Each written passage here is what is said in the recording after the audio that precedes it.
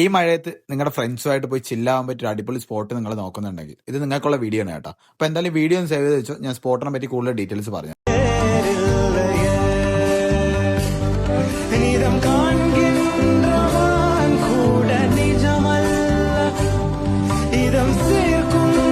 ഞാനിപ്പോൾ ഓടിക്കരുന്ന ഈ സ്പോട്ട് കാണുമ്പോൾ തന്നെ നിങ്ങൾക്ക് ഓൾമോസ്റ്റ് ആൾക്കാർക്കും ഈ സ്ഥലം എവിടെയെന്ന് മനസ്സിലായി കാണും. മനസ്സിലാത്തവർക്ക് വേണ്ടി ഞാൻ പറഞ്ഞുതരാം. ഇത് നമ്മുടെ തൊട്ടടുത്ത സംസ്ഥാനമായ തമിഴ്നാട്ടിലെ കന്യാകുമാരി ജില്ലയിൽ സ്ഥിതി ചെയ്യുന്ന ചിതറാള എന്ന സ്ഥലമാണ് കേട്ടോ.